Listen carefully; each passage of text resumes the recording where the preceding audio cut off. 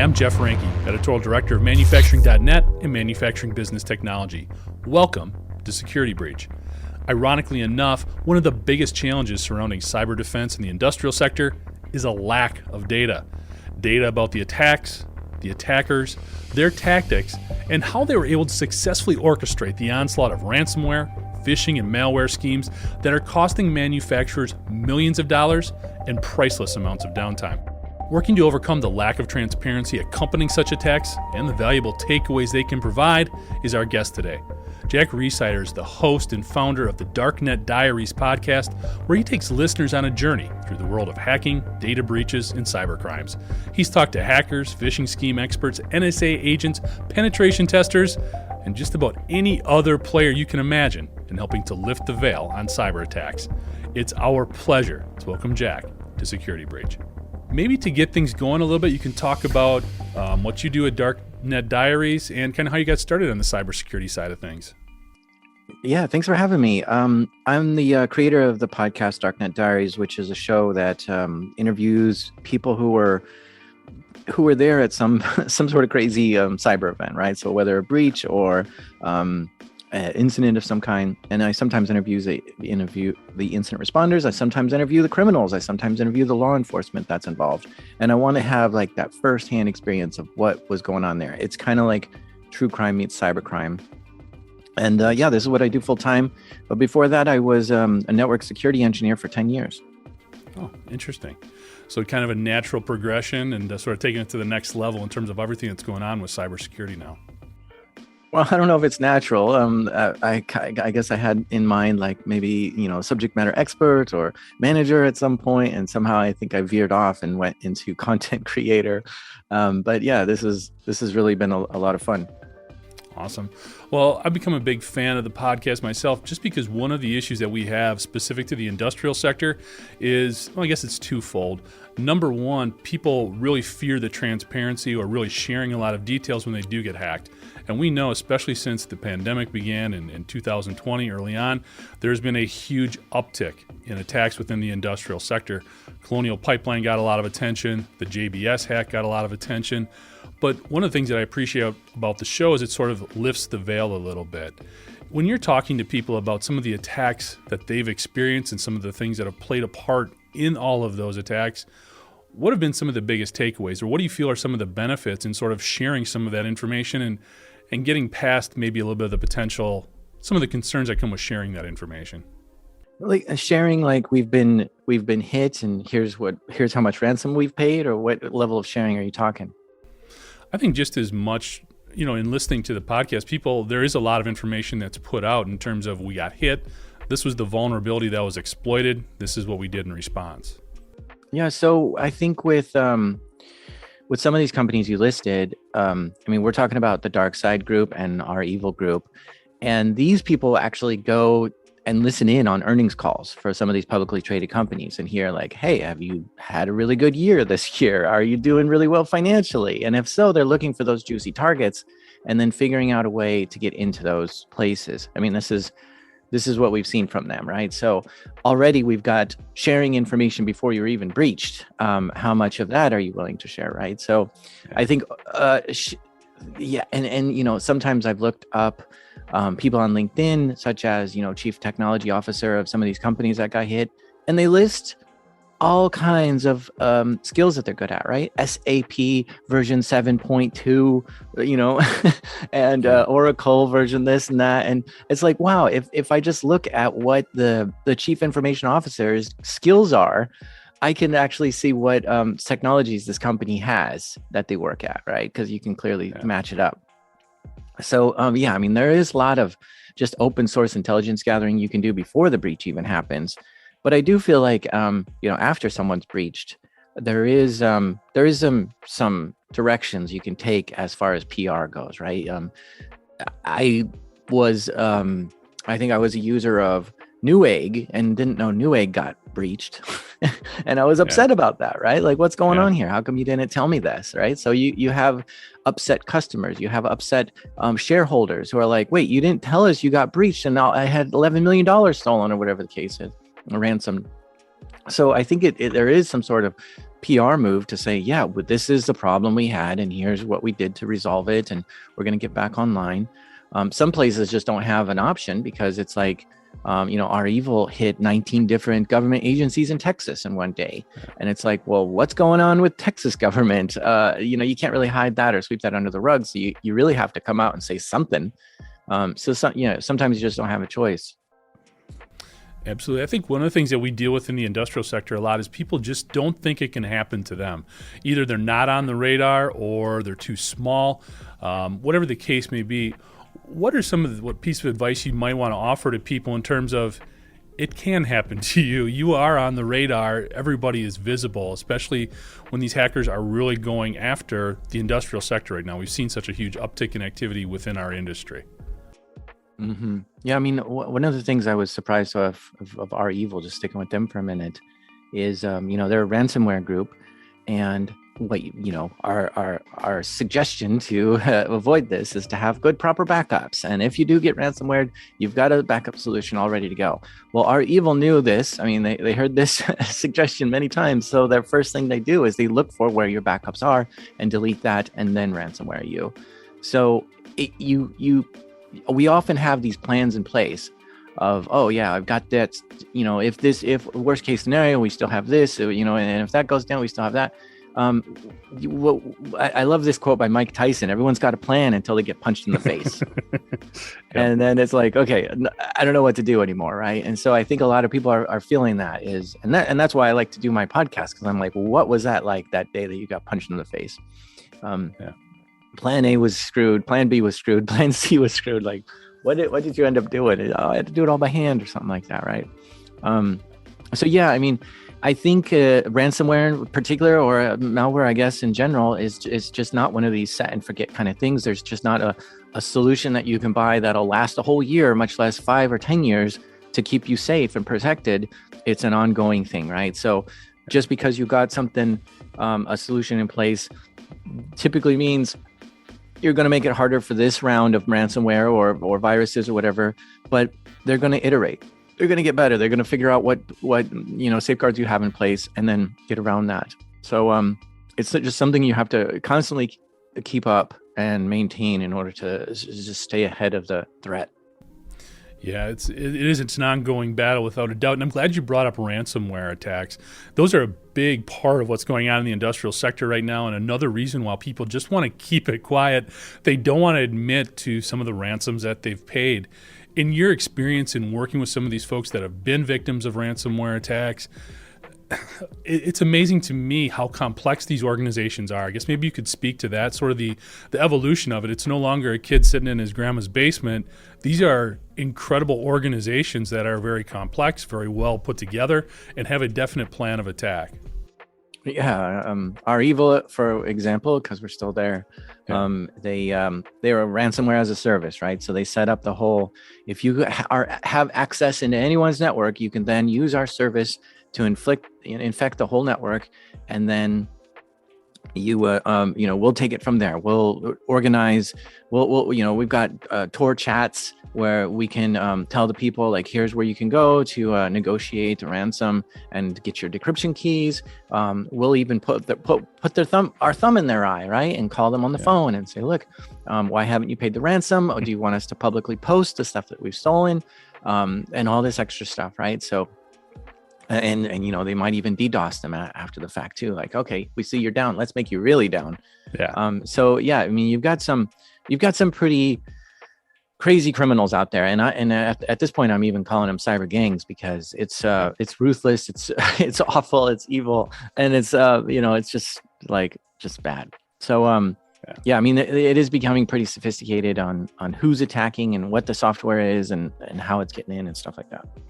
Yeah, those distributed denial of service attacks are a big part of what our readers are dealing with, or our listeners are dealing with as well.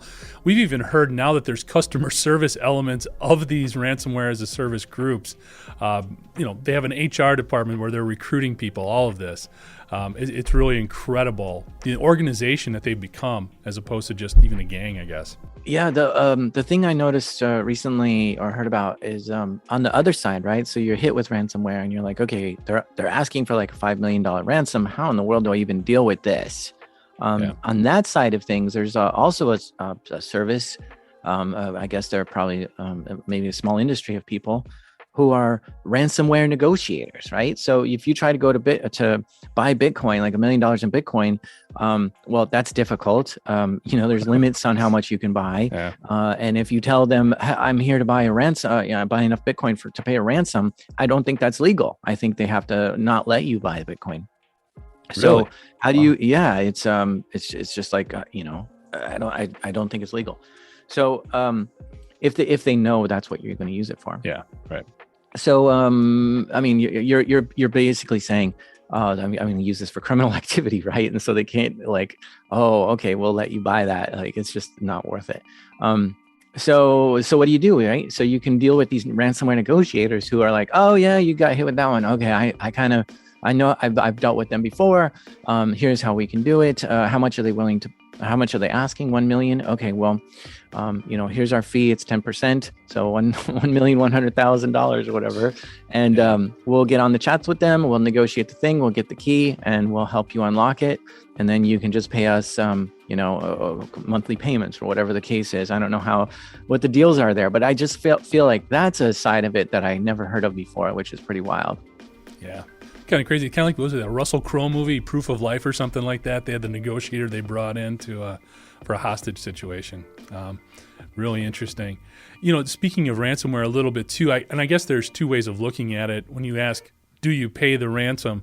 There's what everybody says, which they say don't, because then you're just basically funding more attacks down the line. But then there's the reality, especially in the industrial sector, when you've got downtime, when you're talking about machines being shut down, Colonial Pipeline example, not being able to get resources out to people who need it for their cars, their homes, whatever the case may be.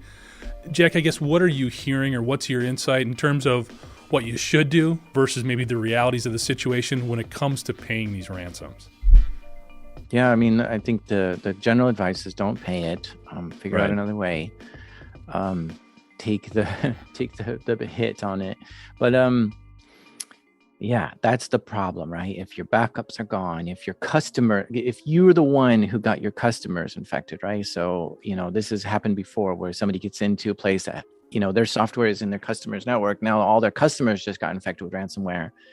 Do you have, something that you need to give your customers? I'm sorry for infecting you. Here's the thing.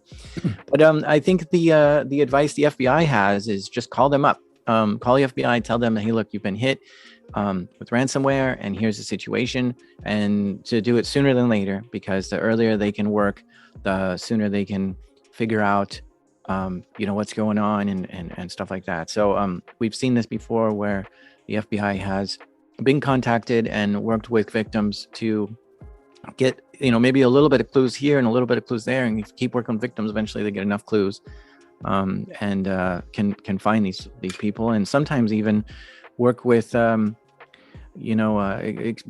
exchanges and stuff like that to get the Bitcoin from the out of the criminals' hands, or attack those wallets in such a way to recover those funds and this kind of stuff too. So I've seen them say it over and over again. Call the FBI when you're hit with ransomware, and we'll help you work it out. I don't understand that myself, because it's like, well, what if my barbershop's WordPress site gets ransomware? Is that big enough for the FBI to care about it, right? So I don't know what the level is of, okay, here's this thing, but I think a lot of your listeners may be involved with industrials type stuff. And it probably is big enough for the FBI to be, okay, let's take a look at this. Absolutely. So let me set the table for you a little bit, Jack, and maybe you can borrow from some of your past professional experiences. But in a lot of situations, we'll have plant managers, IT managers who are basically saying, we need to invest in cybersecurity platforms. We need to invest in some of these, different penetration testing, whatever the case may be, to find our vulnerabilities. But upper management struggles with allocating those funds for those types of resources. Could you maybe help some of our listeners who are in that situation? How can they convince upper management this needs to be a bigger priority than what it currently is? That is something that's, I guess, a sore spot with me, is because when I was working 10 years as a network security engineer, I had a hard time pushing that boulder up the hill, and really wished that security came from the highest level, the owner, the CEO, made that the initiative, because having them convince the company this is what's important will actually work. Having me try to convince upwards is never going to work. So a couple things like, the best way to sell fire insurance is to watch the building across the street burn down, right? So if you can show people, maybe management or whatever, like, here's our competitor and here's how they got hit, or here's how a similar business of ours got hit, and this is what they did wrong and this is what they did right, that might be enough to say, holy cow, that we're really lucky that didn't happen to us, right? So some of those close call situations that you might see in the news that are, in your industry or whatever, I think do really help figure out, like, okay, we really need to step it up here because this could happen to us, right? I think that one is pretty effective. Cool. Some of my favorite episodes of Darknet are when you have some of those penetration testers on and they talk about the process that they went through and what they found out and kind of what it showed the companies that they were working for. In particular, I think that was the last episode, actually, you made a statement along the lines of you can't be afraid of what you'll find during these types of tests. Could you maybe talk on that a little bit and some of your personal experiences as well as some of the people you've had on the podcast? And you can't be afraid of doing these things because you can't be afraid of what you find out about your own company. Yeah, I mean, personal experiences, we had to have a penetration test to be certified, or I think it was some sort of quality assurance thing. And so when we first got our penetration tester in there, we were like, hey, whoa, hold on a second. We have somebody outside the company coming in and they're going to test like all the passwords in our entire company and hit all the things and be like, this is an attacker just unleashing a swarm of bees in the network. This is going to be crazy. What are they going to do? What are they going to find? And now we have this person who can see people's passwords and stuff. Like it was a mess to just get your head around and be okay. And so I made them sit down next to me at the desk next to me and say, I'm going to watch everything you do. And I want to know step by step of what's happening. And that really enlightened me, and they were very professional and it was very helpful. And yeah, I thought, okay, this is a great service. Let's do this year after year. But yeah, it is one of those things that, there's a level of maturity first before you want to have a penetration test. But once you get to a certain point where you need to, secure your assets in the network and this kind of stuff, it's important, I think, to get penetration tests on your own company and do outside assessments to see what have you missed, what are you blind to, and really be vulnerable to it, because this can really help you find some blind spots that that are going to save your butt later on down the line. Absolutely. I'm sure you get asked this a lot, Jack. Are there, when you look at the time, you've been doing the podcast for a while now, since 2020, or was it before that? I think 2018. 2018. During all that time, are there any episodes or any guests that you really remember that really stick out, just really had an impact on you? Oh, yeah. I really like the ones that just make me think in ways that I didn't get, right? Because a lot of this is like, okay, I understand what an incident response is, or a penetration test, or what ransomware is, and it's just kind of going through the motions. Okay, another one of these. But I think the one where I interviewed the guy from the Pirate Bay really just screwed up my whole mental process, because this is a guy who, I think the Pirate Bay is a website that's been tried to cancel, the most canceled website in the world, right? So, DNS providers have blocked them. Whole countries have blocked them. Every ISP in Sweden has blocked them. They've gone to court and they've been put in jail, and this website is still up and working. So number one, there's a whole resiliency thing there of how to keep your website going even when you go to prison. Then number two is like, how come it didn't go down when you went to prison? What's going on there? And all the things that they did to try to legitimize it and get public interest behind it and stuff like that. It was such a wild ride, that website, and it's still up today. And the guy I interviewed, Peter, he just has such a unique view of the whole world of like, his mission and his ideology and stuff like that. Just made me. It kind of broke my whole mental process of how I see the world. Yeah, absolutely. Looking forward a little bit, we're always interested in what might be coming down the road. Based on the folks that you've talked to and just your proximity to cybersecurity in general, do you see any big trends, any new developments that we should be really on the lookout for over the next, 12 to 18 months? I think the whatever bot problem we have today is like child's play. We're like that. Yeah. We'll look at that in a few years and be like, oh, that was so cute when we just had like bots back in 2022. So I think AI and bots are going to get crazy. Like they're going to just get so sophisticated. They're going to be flooding us in ways that I can't anticipate. We're not creative enough to see. They're outsmarting us in ways that we're just not smart enough to get through. And it's just going to be quite a sophisticated. I mean, if you can just imagine an extremely sophisticated AI and swarm of bots that are like being created, like it's gonna redo our entire security mindset of, well, this is how we have to deal with it. Like, hopefully, what I always hope is whenever, the enemy figures out some sort of new weapon or tool or something, that we can use that technology to fight against it, right? So if we have quantum computing that breaks all encryption, because they can just crack anything instantly, hopefully that quantum computer can then make an encryption mechanism that's too hard for a quantum computer even to solve, right? So that's kind of your hope, right? Is okay, even though we get to this new technology, we have now a new technology to make it even harder. And so hopefully with AI bots being just running amok, we can then program some sort of AI to block this, to detect this, to figure it out, to interact with it, and to defend against it. So I'm really, really fascinated with that AI bot, or just AI in general. And it's going to be wild to see what blooms out of there.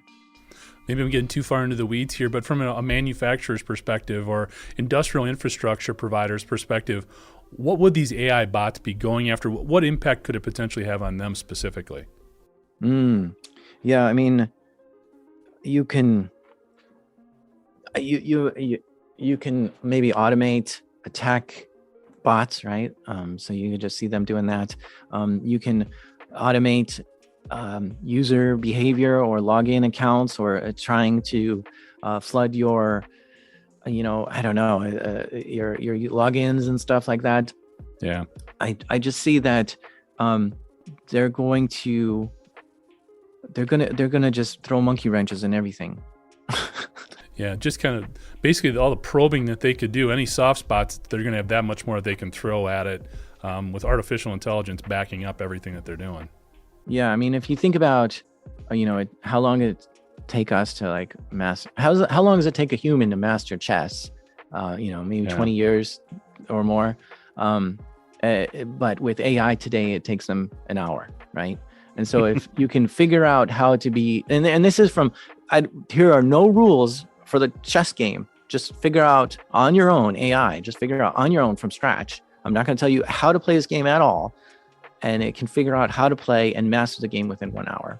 I mean, if that's what we're dealing with, imagine like your worst threat actor ever going from nothing to a master nemesis in 1 hour. Like it's nightmare. Absolutely.